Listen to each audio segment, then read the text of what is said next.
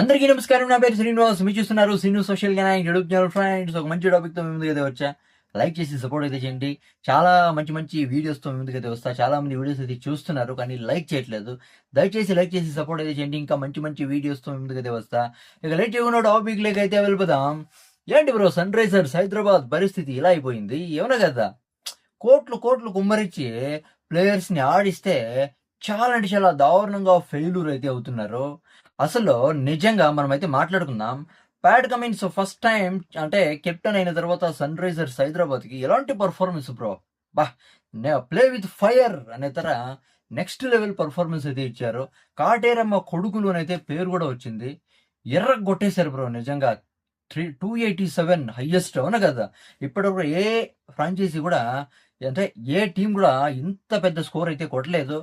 కానీ ఏం జరిగిందో ఏమో తెలీదు. 2024లో అనుకుంటా ఫైనల్గా అయితే వెళ్ళింది సన్ రైజర్స్ హైదరాబాద్. కానీ కేకేఆర్తో దారుణంగా ఓడిపోయింది బ్రో. అసలు నిజంగా అసలు కేకేఆర్ వర్సెస్ ఎస్ఆర్హెచ్ మ్యాచ్లో ఒకవేళ ఎస్ఆర్హెచ్ ఏమన్నా క్లోజ్గా పోయి ఓడిపోయిందంటే దానికి ఒక రేంజ్ అయితే ఉంటుంది. కానీ ఏంటి ఇంత వరస్ట్, వరస్ట్ అంటే వరస్ట్గా అయితే ఓడిపోయింది. చాలా అంటే చాలా మంచి మంచి ప్లేయర్స్ అయితే ఉన్నారు. అభిషేక్ శర్మ, ట్రావిస్ హెడ్ ఎలా కొట్టింది, అవునా కదా? పవర్ ప్లేలోనే 125 కొట్టేవాళ్ళు. చాలా అంటే చాలా experienced players. Even Travis head అయితే నాకౌట్ మ్యాచ్లో అదిరిపోయే పర్ఫార్మెన్స్ ఇచ్చే ట్రావిస్ హెడ్ కూడా చాలా అంటే చాలా ఫెయిల్యూర్ అయితే అయ్యాడు, అవునా కదా?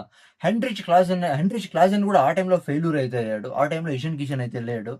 నిజంగా అసలు ఆ టైంలో అంత దరిద్రంగా ఓడిపోతారని ఎవరు అనుకోలేదు. దాని తర్వాత సెకండ్ సీజన్ ఎలా ఉంది చెప్పు? సెకండ్ సీజన్ అసలు ప్లేఆఫ్స్కే క్వాలిఫై అయితే అవ్వలేదు. అంత వరస్ట్ పర్ఫార్మెన్స్ ఎస్ఆర్హెచ్ నుంచి, అవును కదా? 6వ స్థానంలో అయితే సరిపెట్టుకుంది.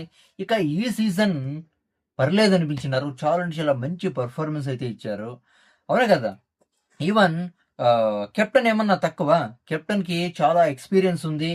2027 వరల్డ్ కప్ గెలిచిన ఎక్స్పీరియన్స్ అయితే ఉంది, అవునా కదా? డబ్ల్యూటీసీ ఫైనల్ గెలిచిన ఎక్స్పీరియన్స్ అయితే ఉంది. అసలు ఏం జరుగుతుంది ఎస్ఆర్హెచ్లో? ఎందుకు నాకౌట్ మ్యాచెస్లోనే ఓడిపోతున్నారు? మెయిన్గా Abhishek Sharma, Travis head openers నుంచి నాకౌట్ మ్యాచెస్లో, ప్లేఆఫ్స్ మ్యాచెస్లో స్కోర్ అయితే రావట్లేదు.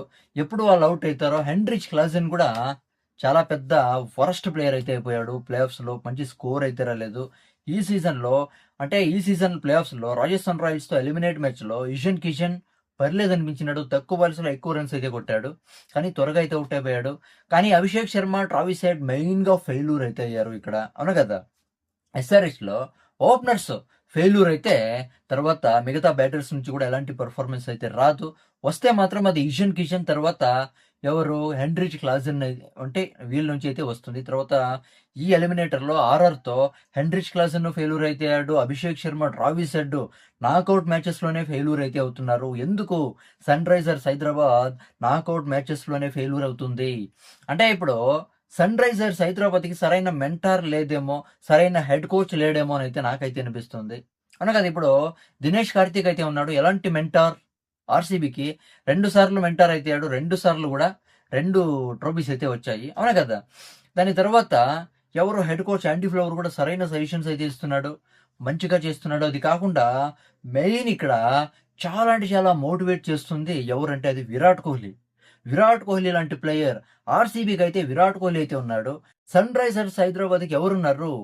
అలాంటి ప్లేయర్ కావాల సన్ రైజర్స్ హైదరాబాద్కి, అవునా కదా? అంటే సరైన టైంలో మోటివేషన్ ఇచ్చే ప్లేయర్ ఎస్ఆర్హెచ్లో కరువు అయినాడు అని అయితే నాకైతే అనిపిస్తోంది. మెయిన్గా నాకౌట్ మ్యాచెస్లోనే ఓడిపోతున్నారు. అది క్లోజ్గా పోయి ఓడిపోతే దానికి ఒక రేంజ్ ఉంటుంది. అంటే ట్రై చేశారు, ఓడిపోయారు, పోతే పనిలే అనుకోవచ్చు, అవునా కదా? కానీ ఇంత దారుణంగా నాకౌట్ మ్యాచ్ల్లో ఇంత దరిద్రంగా ఓడిపోతున్నారంటే ఏదో జరుగుతుంది. ఎస్ఆర్హెచ్కి ఏదో తక్కువ అయితే అయింది. ఎస్ఆర్హెచ్ బరువు బాధ్యతల్ని మోసే ఒక ఒక అద్దిరిపోయే ప్లేయర్, ఒక విరాట్ కోహ్లీ లాంటి ప్లేయర్ ఆర్సీబీకి ఎలా ఉన్నాడో ఎస్ఆర్హెచ్కి కావాలా. అది కాకుండా హెడ్ కోచ్, దాని తర్వాత ఒక సరైన మెంటర్ అయితే కావాలా. చూడండి, ఈ కావ్య మారన్ ఎస్ఆర్హెచ్ బ్యాటర్స్ అద్దిరిపోయే పర్ఫార్మెన్స్ ఇచ్చినప్పుడు, అసలు నిజంగా చెప్పాలంటే ఐపీఎల్లో 10 టీమ్స్ అయితే ఉన్నాయి. అసలు ఏ ఫ్రాంచైజీ ఓనర్ కూడా అసలు కావ్య మారన్ ఎంజాయ్ చేసినట్టు ఎవ్వరూ ఎంజాయ్ చేయరని చెప్పొచ్చు. ఎస్ఆర్హెచ్ బ్యాటర్స్ అద్దిరిపోయే బ్యాటింగ్ ఆడితే ఎగిరి గంతులేస్తుంది. అదే చూడండి, మన ఎలిమినేటర్ ఓడిపోయిన తర్వాత ఏడ్చేసింది, అవునా కదా? ఏడ్చేసింది. చిన్న పిల్లల తర ఏడ్చేసింది. చాలా అంటే చాలా బాధపడ్డారు ఎస్ఆర్‌హెచ్ ఫాన్స్. ఇక్కడ ఇషాన్ కిషన్ చూడండి చాలా అంటే చాలా ట్రోల్ అయితే చేశాడు సీఎస్‌కే ఫాన్స్‌ని. తర్వాత ఎస్ఆర్‌హెచ్ ఎలిమినేట్ తర్వాత సీఎస్‌కే ఫాన్స్ అంటే ఇషాన్ కిషన్ అయితే ట్రోల్ అయితే చేశారు. ప్లేయర్స్ ఫాన్స్‌ని ట్రోల్ చేసేది, రెచ్చగొట్టేది ఇది జరుగుతూనే ఉంటుంది. కానీ ఒక ఫ్రాంచైజీ ఓనర్ సీఎస్‌కే ఫాన్స్‌ని ఇక్కడ ఎస్ఆర్‌హెచ్ ఓనర్ కావ్య మారన్ అయితే ట్రోల్ అయితే చేసింది. వెళ్ళండి, వెళ్ళండి మీకేం పని లేదు. వెళ్ళండి, వెళ్ళండి అని అయితే రెచ్చగొట్టింది. ఏ ఓనర్ కూడా ఇలా రియాక్ట్ అయితే అవ్వరు. అవునా కదా! ఈవెన్ కావ్య మారన్ కూడా ఏడ్చేసింది. కావ్య మారన్ కూడా సీఎస్‌కే ఫ్యాన్స్ అయితే చాలా అంటే చాలా ట్రోల్ చేశారు. ఈ ట్రోల్ చేయని దాంట్లో ఏం తప్పేం లేదని అయితే అనిపిస్తుంది. ఎందుకంటే సీఎస్‌కే ఫ్యాన్స్‌ని కూడా ఈ కావ్య మారన్ అయితే చాలా అంటే చాలా ఆడుకుంది. ఏ ఫ్రాంచైజీ ఓనర్ కూడా ఏ ఫ్యాన్స్‌ని కూడా తిట్టరు, రెచ్చగొట్టరు. ఒక మెంటార్, ఒక హెడ్ కోచ్, ఒక మోటివేషన్ ఇచ్చే ప్లేయర్ కరువైతే అయినాడని అయితే నాకైతే అనిపిస్తుంది ఎస్ఆర్‌హెచ్ టీమ్‌లో. ఒక విరాట్ కోహ్లీ లాంటి మోటివేషన్ ప్లేయర్ ఎస్ఆర్‌హెచ్‌లో లేడు. దీని గురించి మీరేమనుకుంటారు? కామెంట్ అయితే చేయండి. నా ఎక్స్‌ప్లనేషన్ సబ్స్క్రైబ్ చేసి సపోర్ట్ అయితే చేయండి. లైక్ చేసి సపోర్ట్ అయితే చేయండి. By by.